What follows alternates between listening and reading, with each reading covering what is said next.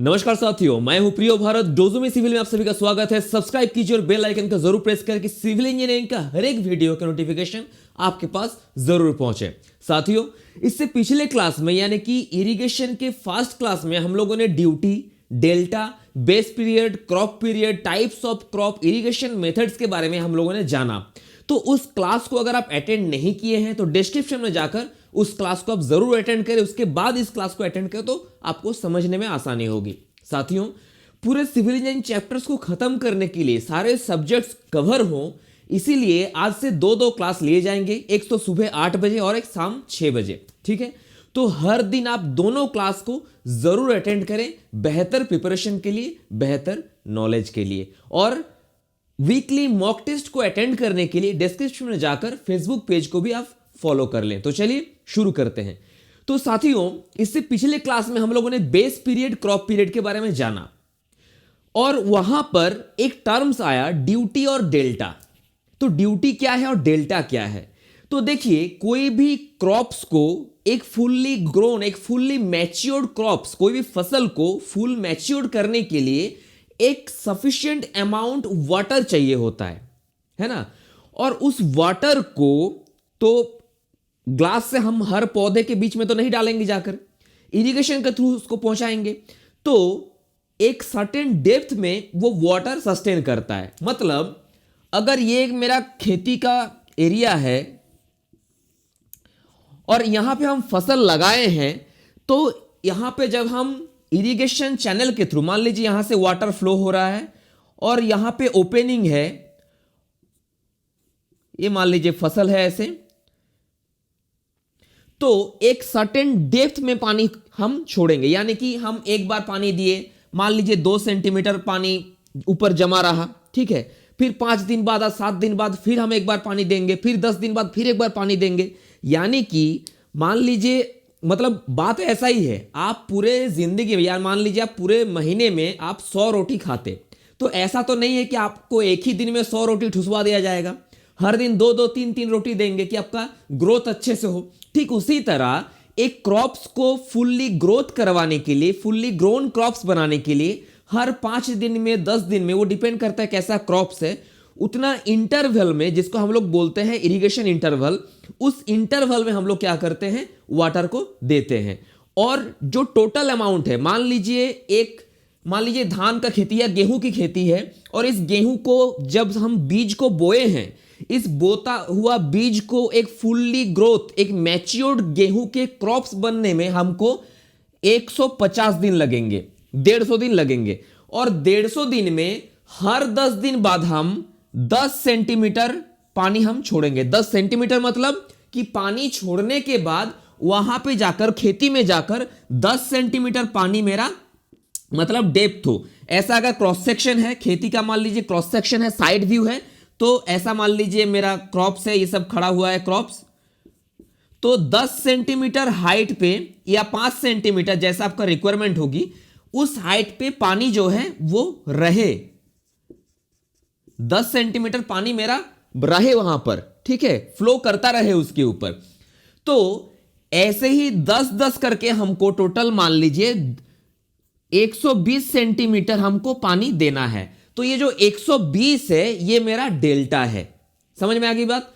Total मेरा depth of water जो है for fully grown a crops, that total amount of water will be known as the delta of such crop. तो मतलब एक calculation से हम लोग समझने की कोशिश करेंगे अभी, एक छोटा सा प्रॉब्लम से। मान लीजिए आपको दिया हुआ है कि एक राइस क्रॉप के लिए, एक राइस क्रॉप का टोटल आपका बेस पीरियड है,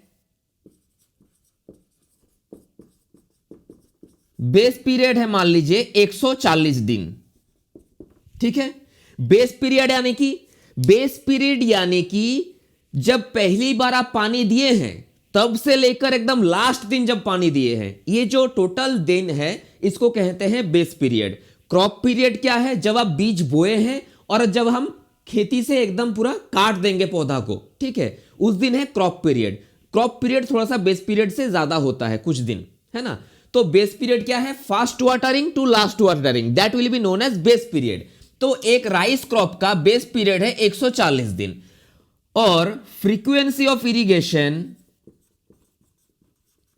फ्रीक्वेंसी ऑफ इरिगेशन है मेरा मान लीजिए 10 दिन, ठीक है, यानी कि हर 10 दिन में हमको पानी पटाना है।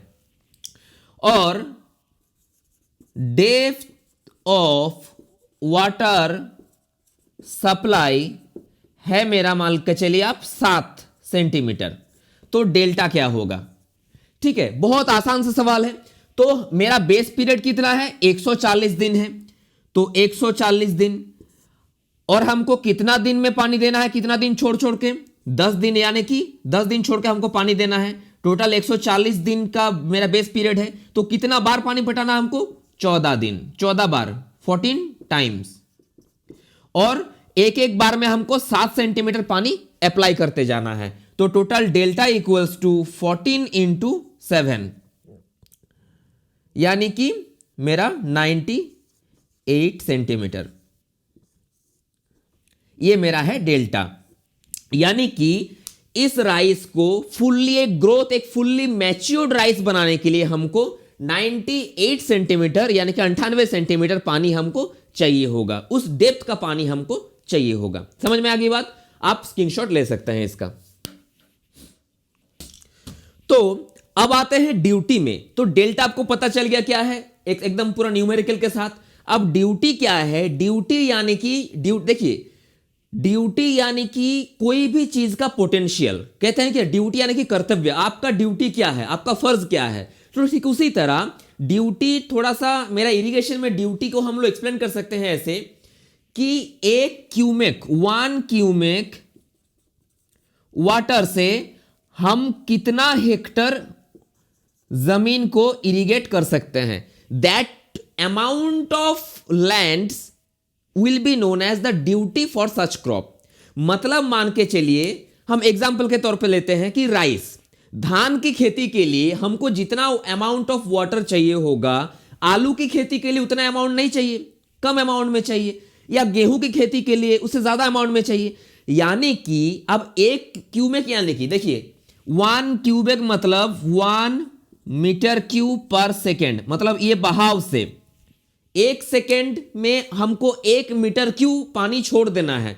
यानी कि कोई भी इरिगेशन कनाल से या फिर चैनल से अगर हम पानी छोड़ रहे हैं इरिगेशन के लिए, तो हर सेकेंड में हम 1 मीटर क्यूब पानी के हिसाब से हम अब कितना टाइमिंग छोड़े हैं, मान के चलिए 1 घंटा हम इरिगेशन कैनल खोल के रखें। आप इरिगेशन इंजीनियरिंग डिपार्टमेंट का, आप सॉफ्टवेयर इंजीनियर हैं, जूनियर इंजीनियर हैं आप, और आपको डिपार्टमेंट में सौंपा गया और आपको बोला गया कि आप भाई 1 घंटा पानी चलाइए, इतना लेवल का आप हिसाब कैलकुलेशन में कर पाइएगा कि चैनल का डेप्थ कितना है, लेंथ कितना है, विड्थ कितना है, और उस हिसाब से हर सेकेंड में आपको कितना पानी वहां से डिस्चार्ज होगा, कैलकुलेशन से आपको निकालना है, और उस हिसाब से मान के चलिए आप 1 घंटा पानी को छोड़िएगा। तो ड्यूटी क्या है? 1 सेकेंड में अगर आप 1 मीटर क्यूब पानी छोड़ रहे हैं, इस यूनिट को कहा जाता है 1 क्यूमेक। 1 क्यूमेक मतलब 1 मीटर क्यूब पर सेकेंड। कितना हेक्टर में? यानी कि अगर धान की खेती के लिए मेरा अगर पानी की खपत ज्यादा है तो वहां पे हमको ज्यादा पानी छोड़ना होगा, यानी कि कम अमाउंट ऑफ लैंड आपको इरिगेट कर पाइएगा। आलू की खेती के लिए हमको उतना पानी नहीं चाहिए, तो आलू की खेती के लिए उसी 1 मीटर क्यूब पानी से आप ज्यादा अमाउंट ऑफ लैंड इरिगेट कर पाइएगा। तो ये ड्यूटी जो है ये क्रॉप टू क्रॉप और लैंड टू लैंड वेरी करता है, क्योंकि मान के चलिए कोई अगर सैंडी सॉइल है, सैंडी सॉइल अगर है, वहां पे पर्क्यूलेशन जो है यानी कि जमीन के नीचे फिल्टर होकर ज्यादा जल्दी चल जाएगा वो। अगर क्लेई सॉइल है उतना जल्दी नीचे एब्जॉर्ब नहीं होगा वाटर।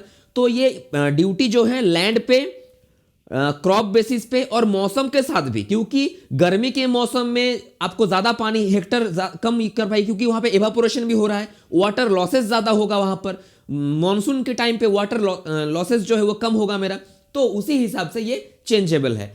अब सवाल आता है कि ड्यूटी से डेल्टा का रिलेशन क्या है। ठीक है, what is the relation between duty and delta?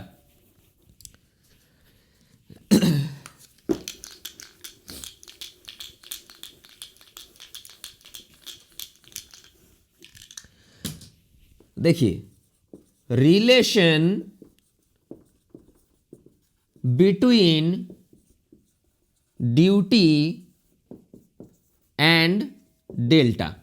तो ड्यूटी डेल्टा का अगर रिलेशन का बात किया जाए तो मान के चलिए, consider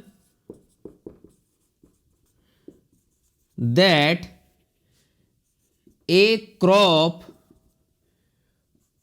total base period is B. मान के चलते हैं कोई भी एक फसल का टोटल बेस पीरियड जो है, यानी कि फर्स्ट वाटरिंग और लास्ट वाटरिंग जो है वो बी दिन का है, ठीक है। और उस क्रॉप के लिए, and for such crop the duty will be D. अब एक यूनिट और आप जान के रखिए कि 1 hectare equals to 10,000 metre square और 10⁴ मीटर स्क्वायर, ठीक है। आप ये लिख सकते हैं। तो अब आते हैं, तो हमको यहां पे क्या करना है कि बी दिन को तक हमको ये पानी को छोड़ना है, यानी कि बी दिन मेरा टोटल बेस पीरियड बी दिन है। और हम क्या कर रहे हैं कि 1 मीटर क्यूब, हमको पता है क्या कि 1 मीटर क्यूब से हम कितना जमीन को, लैंड को इरिगेट कर सकते हैं, उसको हम कहते हैं ड्यूटी।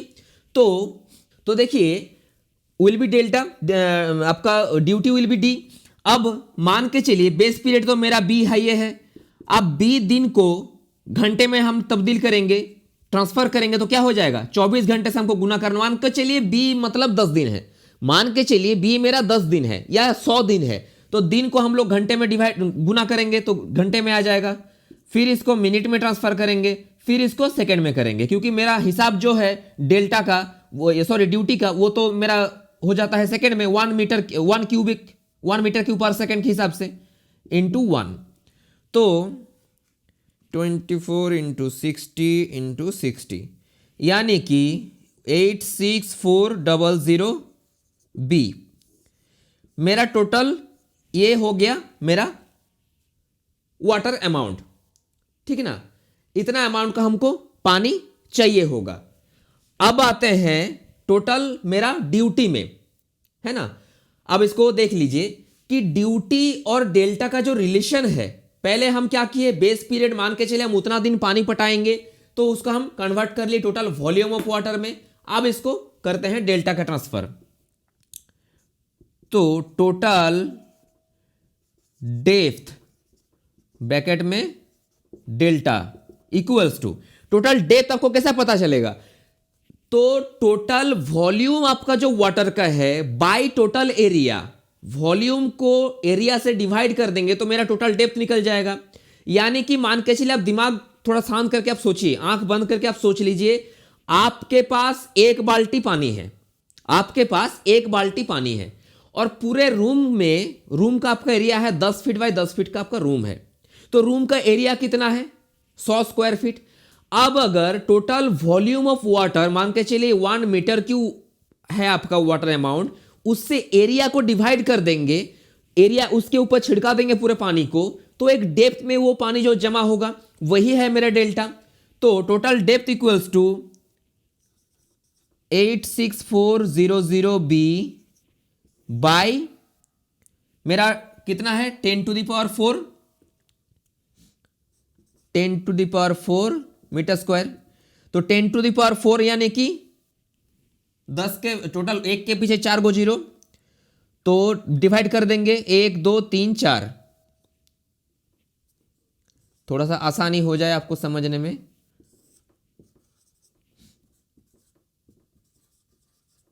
ठीक है ना। 1 हेक्टर मतलब इतना मीटर स्क्वायर या स्क्वायर मीटर, जो भी मान के चले आप। अब मीटर में क्यों कर रहे हैं, क्योंकि पानी का ये मेरा यूनिट कितना में था, क्यूमेक में था। क्यूमेक यानी कि 1 मीटर क्यूब पर सेकेंड, तो ऊपर भी मीटर होगा, नीचे भी। ऐसा तो नहीं कि ऊपर मेरा मीटर में कैलकुलेशन है, नीचे हम हेक्टर में गुना कर रहे हैं। जो भी करिएगा कैलकुलेशन वो एक ही यूनिट में होना चाहिए। तो ऊपर का यूनिट मेरा क्यूमेक में है, मीटर क्यूब पर सेकेंड में, और नीचे का मेरा हेक्टर में था, मतलब 1 हेक्टर मान के चल रहे हैं कि D इक्वल्स टू 1 डी जो है D एक ही बात है। तो इसको हम कन्वर्ट कर दे रहे हैं। सो 4 को 0 इधर, यानी कि 8.64 B बाई डी 1D। तो इसको पहले हम लिख देते हैं कि डेल्टा इक्वल्स टू 864 ना, डेल्टा इक्वल्स टू ऊपर वॉल्यूम बाय एरिया। ठीक है, वॉल्यूम बाय एरिया, वॉल्यूम में हम निकाल चुके हैं 86400 क्यूमेक, और एरिया कितना था मेरा, एरिया मतलब यानी कि D, area equals to D, D मतलब ये मेरा यूनिट क्या है, हेक्टर में है। अब 1 hectare equals to 10,000 metre square, 10,000 metre square, क्योंकि हमको 1 मीटर, ये मीटर क्यों है और ये भी मीटर, एक ही यूनिट में हमको करना है, तो डिवाइड कर दिए फिर हम 86400 बाई 10,000 या 10 टू द पावर 4, ठीक ना। तो 8.64 B बाई डी, ये मेरा है रिलेशन, ये यूनिट है मीटर में, और इसको सेंटीमीटर में करना चाहें तो 864 B बाई डी सेंटीमीटर। ठीक है, तो आपको ध्यान में यही रखना है हमेशा, आपको ध्यान में हमेशा यही रखना है कि कोई भी यूनिट हो, ठीक है, कोई भी यूनिट हो, एक ही यूनिट में हो, मीटर में और हेक्टर में गड़बड़ा नहीं दीजिएगा। ठीक है, तो ये आप स्क्रीनशॉट ले लें। अब हम लोग जानेंगे कि इरिगेशन में एफिशिएंसीज के बारे में, यानी कि जो आप पानी आप रिलीज कर रहे हो, जो वाटर आप रिलीज कर रहे हो, जो जल आप छोड़ रहे हो इरिगेशन पर्पस के लिए, वो अल्टीमेट 100% तो यूज नहीं होता। यानी कि अगर आप 100 लीटर इरिगेशन कैनल से आप छोड़े हो और वो फील्ड तक जाते जाते 100 तो रहेगा नहीं, फील्ड तक जाते जाते वो 80 हो जाएगा। अब 80 में से 80 ही आपका 80 लीटर जो है वो क्रॉप्स के द्वारा नहीं कलेक्ट कर लिया जाएगा, नहीं लिया जाएगा। उसमें 80 में भी मान लीजिए 30% आपका लॉस चला जाएगा। अब 50 रह जाएगा, 50 में भी फिर मान के चलिए उसका 60 डिमांड था, 60 डिमांड था, 50 ही दे पाए हैं, यानी कि 10 का शॉर्टेज है। तो पूरा कैलकुलेशन के लिए कि इरिगेशन में कार्यशैली जो है इरिगेशन का एफिशिएंसीज, उसके भी बहुत सारे टर्म्स है और कैलकुलेशन है जिसको आप जानना चाहिए आपको।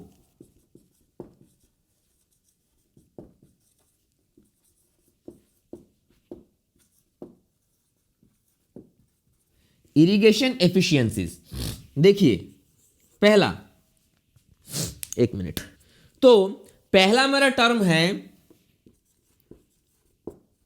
वाटर कन्वेयंस, वाटर या फिर एफिशिएंसी को हम ईटा से डिनोट करते हैं, ये ईटा साइन है। तो वाटर कन्वेयंस या फिर ईटा सी, मतलब वाटर कन्वेयंस है क्या, बेसिकली वाटर कन्वेयंस जो है ये एक रेशियो है। क्या चीज का रेशियो है भाई, जितना आप पानी छोड़े हो, यानी कि आपका इरिगेशन सोर्स से, चाहे वो कैनाल हो, चाहे वो बैरेज हो, चाहे वो रिवर का एक आप किए हैं, या फिर लिफ्ट इरिगेशन, जो भी इरिगेशन का मेथड आप अपनाए हैं, तो मेन सोर्स से जितना आप पानी रिलीज किए हैं, जितना वाटर आप रिलीज किए हैं, उससे जितना फील्ड तक पहुंचा है अल्टीमेट, दोनों का जो रेशियो है, इसको हम लोग कहते हैं वाटर कन्वेयंस रेशियो। तो ratio of water delivered to field by water release from source. ठीक है, इसको हम ईटा सी से डिनोट करते हैं। यानी कि मान के चलिए आप 100 लीटर पानी आप इरिगेशन कैनल से आप रिलीज किए हैं, 100 लीटर, और आपका फील्ड तक जाते जाते वो 80 ही पहुंचा है। तो ये जो रेशियो है इसको हम लोग कहते हैं ईटा सी। हमेशा ये जानिएगा कि जितना मेरा सोर्स है, जो मेरा सोर्स है उसको हम लोग कहेंगे इनपुट, और जो मेरा रिसीविंग है, जो हम आउटगोइंग है, उसको कहेंगे इनपुट, और जो मेरा आउटकम है, जो मेरा रिजल्ट है अल्टीमेट, उसको कहेंगे आउटपुट। ठीक है, इनटू 100। तो ऐसे 100 कर देंगे तो क्या हो जाएगा 80%, यानी कि मेरा वाटर कन्वीनियंस रेशियो हो गया 80%। ये एक एग्जांपल से साथ हम बता रहे हैं, यानी कि वाटर कन्वीनियंस क्या है? Water convenience basically it's a ratio from to water delivered to the field to water release from the source, यानी कि जो सोर्स से हम जितना अमाउंट ऑफ वाटर को हम रिलीज किए हैं और जितना अमाउंट ऑफ वाटर मेरा डिलीवर हुआ है, दोनों का जो रेशियो है उसको कहते हैं वाटर कन्वीनियंस। अब आते हैं दूसरा में, देखिए वाटर एप्लीकेशन, इसको हम डिनोट करते हैं ईटा ए से, ठीक है। तो वाटर एप्लीकेशन यानी कि ये भी एक रेशियो है। क्या चीज का रेशियो है भाई? Water application. आप देखिए, हम हमेशा से कहते हैं कि कोई भी शब्द का अगर अर्थ आपको पता होगा, मीनिंग आपको पता होगा, तो समझने में बहुत आसानी होगी। तो वाटर एप्लीकेशन क्या है? वाटर एप्लीकेशन यानी कि अब 100 लीटर मान के चलिए आप पानी तो रिलीज कर दिए, आप ठहरे जूनियर इंजीनियर, इरिगेशन डिपार्टमेंट में आपका पोस्टिंग हो चुका है। अब वहां पे बैठे बैठे आप कैलकुलेशन से 100 लीटर पानी आप छोड़ दिए। अब 80 लीटर तो पहुंचा जाके फील्ड में। अब 80 लीटर में टोटल तो क्रॉप के लिए नहीं है। अब 80 में टोटल मान के चलिए कुछ भाप बन जाएगा, कुछ थोड़ा सा पर्कोलेशन हो जाएगा, या फिर मान लीजिए कुछ वेस्टेज चला जाएगा। तो वाटर एप्लीकेशन इतनी, यानी कि जितना अप्लाई हो पा रहा है, तो इट्स ए रेशियो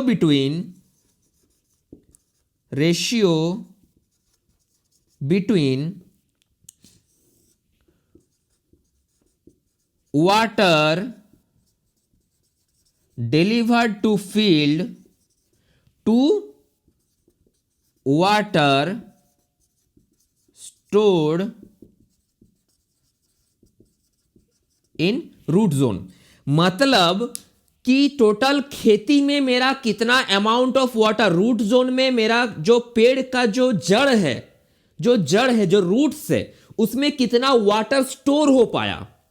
अब समझ के देखिए, पहला तो है वाटर कन्वीनियंस रेशियो, जो कि है हम कितना पानी छोड़े हैं और कितना पहुंचा है, ठीक है। ये एक रेशियो हो गया वाटर कन्वीनियंस, जिसको हम ईटा सी से डिनोट करते हैं। दूसरा मेरा हो गया वाटर एप्लीकेशन, यानी कि जितना मेरा खेती तक पहुंचा और जो मेरा उस क्रॉप के रूट जोन में स्टोर हो पाया, that will be known as water application, ठीक है, वाटर एप्लीकेशन एफिशिएंसी, ठीक है। तो ईटा ए से हम डिनोट करते हैं ratio between water stored in root zone by water delivered to the field. इसका भी आप समझ कर सकते हैं कि मान के चलिए वाटर डिलीवर्ड हो पाया है 80 लीटर यहां पे, और मेरा रूट जोन में स्टोर हो पाया 60 लीटर। इसका रेशियो आप निकाल दीजिएगा।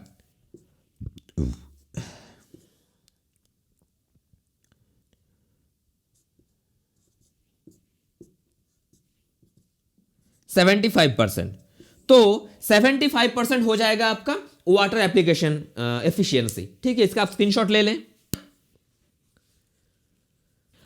अब तीसरे में आते हैं कि efficiency of water storage.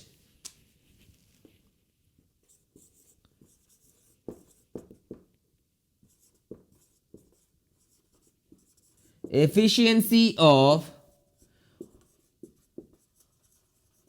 Water storage. तो अब एफिशिएंसी यानी कि वाटर मेरे जो स्टोर हुआ है उसका एफिशिएंसी कितना है, कार्यकुशलता कितना है। यानी कि आप अगर 70 लीटर मेरा रूट जोन में स्टोर हुआ है तो जरूरी नहीं है कि उसका रिक्वायरमेंट फुलफिल हो चुका हो सकता है कि उस राइस क्रॉप को या फिर उस व्हीट क्रॉप को या फिर उस सच क्रॉप को 100 लीटर चाहिए था और 70 लीटर ही जमा हो पाया। तो ये एक रेशियो है, efficiency of water storage is the ratio of water required in root zone और water store in root zone. यानी कि, और इसको हम डिनोट कर सकते हैं ईटा एस से। तो मेरा एफिशिएंसी ऑफ वाटर स्टोरेज क्या है कि मेरा स्टोर कितना हो पाया, जमा कितना है हो पाया मेरा। तो स्टोरेज यानी कि रिक्वायरमेंट कितना है ऊपर में रहेगा, हम दे पाए कितना, यानी कि इनपुट हम इनपुट मेरा कितना था, होना चाहिए था, और मेरा आउटपुट कितना दे पाए हम, ठीक है, इंटू 100, ये एक रेशियो बन जाएगा। ठीक है, तो एफिशिएंसी ऑफ वाटर स्टोरेज यानी कि मेरा कितना चाहिए था और हम कितना दे पाए। ठीक है, अब आते हैं efficiency of water use.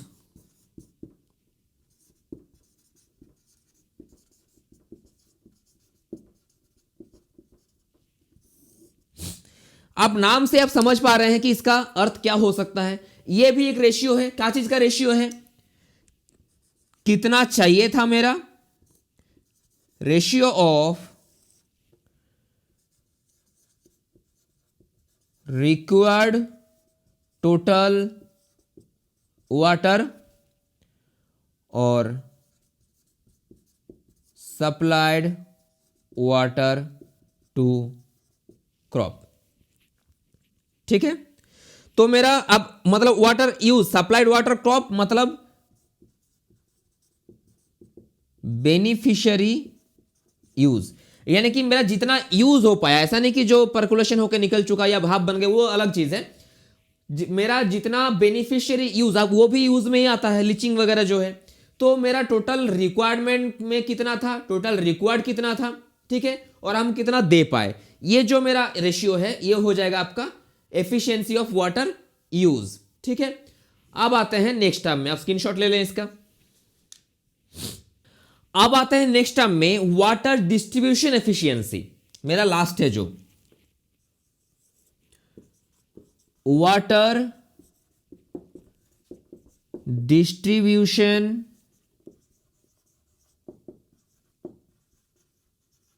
Efficiency. तो वाटर डिस्ट्रीब्यूशन एफिशिएंसी को हम लोग इस तरीके से डिनोट कर सकते हैं, eta d equals to 1 minus small d by capital d. अब यहां पे स्मॉल डी का मतलब क्या है, कैपिटल डी का मतलब क्या है, तो इससे थोड़ा सा आप समझिए पहले कि आप जब वाटर को रिलीज करते हो, आप इरिगेशन चैनल से या फिर कैनल से जो आप वाटर रिलीज किए हो और वो अल्टीमेट खेती तक पहुंचा, अल्टीमेट वो खेती तक पहुंचा, फील्ड तक पहुंचा, और फील्ड में पहुंचने के बाद जितना वाटर क्या होता है, पहले सबसे पहले तो वाटर जमीन के अंदर वो धीरे धीरे स्टोर होने लगता है। तो एक सर्टेन डेप्थ के जो मेरा फील्ड है, जो मेरा सॉइल है, उसको पूरा एकदम मॉइस्चराइज कर देता है। यानी कि अगर ये मेरा लैंड है, आप इसके ऊपर पानी छोड़े हो, ऐसे वाटर डिस्ट्रीब्यूट किए हो, तो पहले क्या होगा, सर्टेन एरिया ये मॉइस्चराइज हो जाएगा, सर्टेन डेप्थ ये मॉइस्चराइज हो जाएगा। अब अगर ये एक खेती है, ये मेरा चैनल है, यहां से आप वाटर जा रहा है, यहां पे एक ओपनिंग है, तो ओपनिंग के ठीक सामने, एकदम सामने ये ज्यादा मॉइस्चराइज होगा। जितना दूर जाएगा मॉइस्चराइजेशन का अमाउंट उतना घटेगा। यानी कि अगर आप साइड क्रॉस सेक्शन से देखो, अगर ये डेप्थ है, मतलब कुछ हिस्से मिट्टी को आप काट के ऊपर ऐसे चढ़ाए हो, फिर आप देख रहे हो उसको, एकदम पहले ही यहां पे मेला मान के चलिए वाटर जो है रिलीज हो रहा है यहां पे खेती के लिए। तो एकदम पहले कुछ एरिया सबसे ज्यादा मॉइस्चराइज होगा जमीन यहां पे, फिर थोड़ा सा कम होगा, फिर थोड़ा सा और कम होगा, फिर थोड़ा सा कम होगा, यानी कि एक ट्रायंगुलेशन ग्राफ फॉर्म करेगा ऐसे, है ना, एक ट्रायंगुलेशन फॉर्म होगा। यानी कि ओपनिंग के ठीक सामने ही सबसे ज्यादा मेरा डेप्थ में ये मॉइस्चराइज होगा और आखिरी तक घटते जाएगा। तो ये डी जो है, डी ये रिप्रेजेंट करता है कि मीन डेप्थ, एक एवरेज मान के चलिए यहां पे मैक्सिमम 2 मीटर मॉइस्चराइज हो पाया, फिर 1.5 मीटर, फिर 1.8, ये मान लीजिए 2 मीटर, ये मान लीजिए 1.9, फिर 1.8, फिर 1.6, फिर 1.5, फिर 1.4। यानी कि ये डिस्टेंस जो है ये गहराई नाप रहे हैं हम, है ना, कि ओपनिंग जो हम, मेरा नाला है, जिस नाले से हम पानी को, जिस चैनल से हम पानी छोड़ रहे हैं, जिस चैनल से हम वाटर छोड़ रहे हैं, जिस पानी से हम जल को इरिगेट कर रहे हैं, फील्ड तक पहुंचा रहे हैं, और जिस ओपनिंग के बाद वो फील्ड में एंटर कर रहा है, तो ओपनिंग के ठीक नजदीक में ही ज्यादा गहराई तक सॉइल को मॉइस्चराइज कर पाएगा। थोड़ा दूर बाद फिर वो मॉइस्चराइजेशन उतना नहीं होगा क्योंकि वाटर उतना नहीं पहुंच पाएगा, तो थोड़ा सा कम होगा, फिर थोड़ा सा कम, फिर थोड़ा सा कम। तो डी से हम क्या करते हैं, एक टोटल डेप्थ का हम एक एवरेज निकालते हैं। यानी कि मान के चलिए तो हम 5-6 जगह पॉइंट आउट किए कि यहाँ पे 2 हम नापे, कैलकुलेशन किए, एक नीडल से हम देखें कितना हो रहा है, फिर 1.9, फिर 1.3, ऐसे हम 6 डेटा लिए। तो क्या करेंगे, 2 plus 1.9 plus 1.8 plus 1.6 plus 1.5 plus 1.4, यानी कि इस जगह का हम अगर बात करेंगे तो एक एग्जांपल के साथ हम लोग समझ लेते हैं कि इस जगह का, ठीक इसी का मान के चलिए कि ऐसे हम डिस्टेंस लिए हैं, तो इसका डी क्या होगा, 2 plus 1.9 plus 1.8 plus 1.6 plus 1.5 plus 1.4 by 1 2 3 4 5 6। तो हिसाब कर लेते हैं हम लोग, 2 प्लस 1.9 प्लस 1.8 प्लस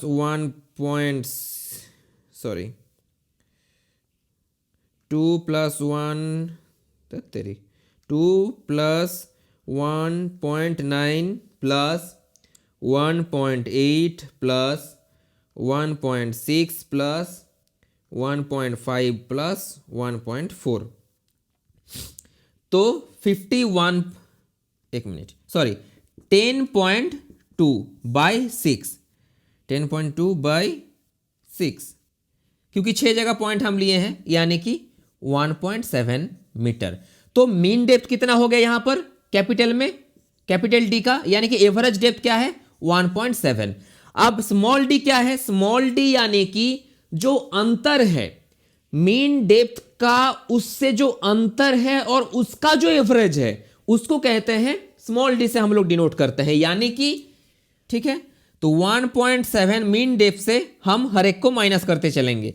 तो पहले लेते हैं 1.4, ठीक है, तो माइनस करके क्या निकलेगा, 0.3, फिर 1.7 माइनस 1.5 यानी कि 0.2, फिर 1.6 यानी कि 0.1, फिर 1.7 माइनस 1.8 यानी कि माइनस 0.1, ठीक है, फिर 1.7 माइनस 1.9 यानी कि माइनस 0.2, फिर 1.7 माइनस 2 यानी कि माइनस 0.3। लेकिन डेप्थ हमेशा माइनस, कभी माइनस में नहीं होगा, क्योंकि एक देखिए थियोरेटिकली माइनस होना संभव है, लेकिन डेप्थ में माइनस कैसे होगा, तो ऐसे ही नॉर्मली हम लोग समझेंगे और इसको ऐड करेंगे। ये जो डिफरेंस हुआ तो 0.3 plus 0.2 plus 0.1 plus 0.1 plus 0.2 plus 0.3 by 6, तो 0.3 plus 0.2 plus 0.1 plus 0.1 plus 0.2 plus 0.3, गुना कर देते तो भी चलता। तो हो गया मेरा 1.2 बाई 6 डिवाइड बाई 6 यानी कि 0.2, ठीक है। यानी कि मेरा यहां पर हम लिख सकते हैं कि 1 माइनस स्मॉल डी का वैल्यू कितना निकला, 0.2, तो 0.2 बाई मेरा कैपिटल डी का कितना था, 1.7। ये है मेरा। अब इसका कैलकुलेशन करेंगे। कैलकुलेटर अगर आपके पास नहीं है तो कैलकुलेटर खरीद लीजिए।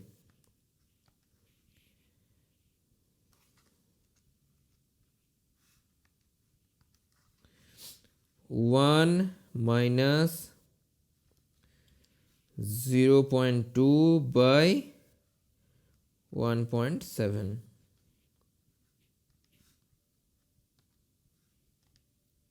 यानी कि 0.89 हो जाएगा, ठीक है। ये मेरा हो गया वाटर डिस्ट्रीब्यूशन एफिशिएंसी। तो वाटर डिस्ट्रीब्यूशन एफिशिएंसी बेसिकली इसका फॉर्मूला क्या है, eta d equals to 1 minus d by D.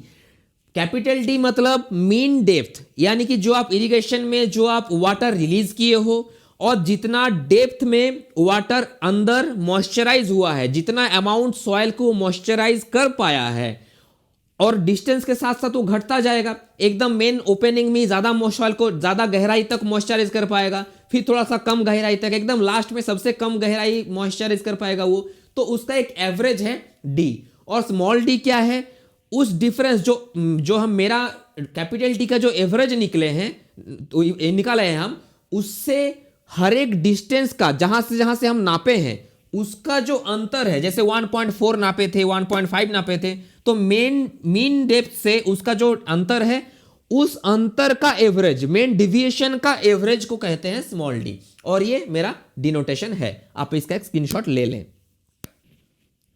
तो यहां पे एक प्रॉब्लम दिया हुआ है, इस प्रॉब्लम को आप ध्यान से समझिए कि storage a storm of 140 cumec release from a canal, 140 cumec का एक वाटर को छोड़ा गया है, 120 cumec reach to the field, ये लीटर में हो जाता, लीट पहुंच चुका है। और 1.8 हेक्टर का जमीन है मेरा, 6 घंटा इरिगेशन कर चुके हैं हम। और रूट जोन का डेप्थ जो है 1.7 मीटर है। रन ऑफ में लॉस कितना हुआ है? 100 क्यूमेक लॉस हुआ है। और depth penetration 1.5 metre of at source, जो हम बात किए थे मॉइस्चराइज एकदम सोर्सिंग में ज़्यादा होता है और लास्ट में कम होता है, तो 1.5 है सोर्सिंग में, और 1 मीटर हो चुका है लास्ट में।